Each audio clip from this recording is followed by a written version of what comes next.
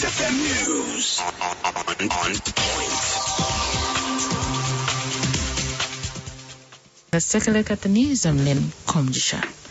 National Unity Platform flag bearer for Kampala Lord Mayor Sept Latif Sebagala has stepped down from the race. Sebagala, who is the Kawempe North Member of Parliament, had contested for the flag with musician Joseph Mayanja, aka Jose Chameleon. He cited the need to maintain unity for the good of the opposition to consolidate the city leadership. Sebagala confirms he's still a member of the National Unity Platform and will support Robert Chagulanyi Sentamu for the presidency come 2021 general elections. To consolidate and ensure that our city is united, our city is within the governance of us as opposition. Dividing our support in the city may lead to a city being taken over by the NRM government.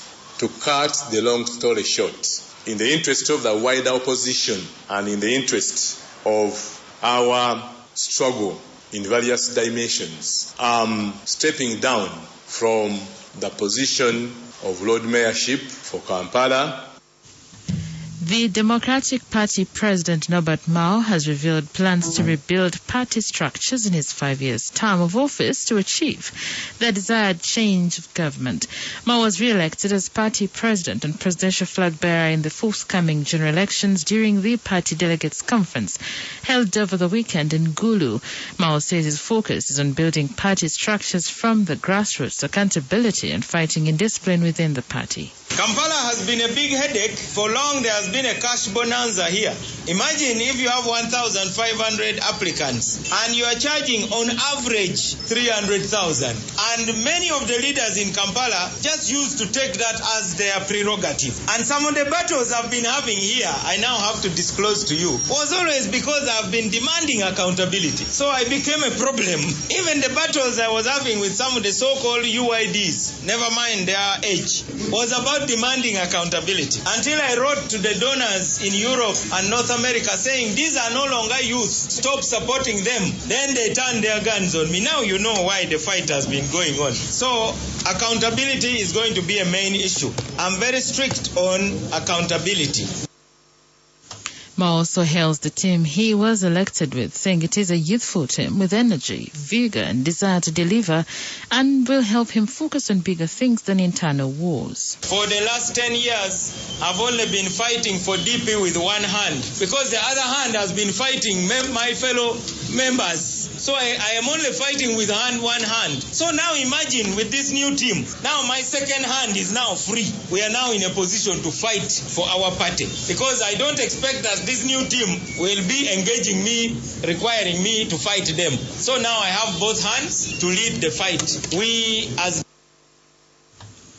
In sports news, FIFA is set to hold meetings with both internal and external football stakeholders by Friday to discuss the stringent measures issued by President Museveni for sporting activities to resume. During the presidential address on Sunday, the president lifted restrictions on sporting activities, but with stringent measures, including testing of players after 14 days. The federation spokesperson, Ahmed Hussein, says FIFA will be facilitating these meetings in order to come up with solutions for the players' health. And we believe that working as a team with the internal and external stakeholders, we can work out something. What is very important right now is the health of the players, the health of the officials, the health of those people who are injecting money into the game to make sure that it's top-notch, and then also football will be played peacefully. We believe that the meetings that FIFA is going to hold with the internal and external stakeholders, including the National Task Force of COVID-19, the Minister of Health, Minister of Education and Sports, and the other government institutions will help us to come with a way forward on how we can help the clubs and even the people involved into the game. In other news, Burundi's main opposition party, the National the National Freedom Council, has condemned what it calls the mass arrest of its members who are accused of being linked to rebel attacks in the west of the country. Party leader Agathon Rasa said that the CNL members are being arrested while they have nothing to do with the rebels. The party said nearly 100 of its members have been arrested in less than 2 weeks, and most of them have not been taken to court. The Ministries of Justice and Security have not responded to the request for comment. CNL was the main challenger in May's general election that saw the ruling party CNDD-FDD retain the presidency.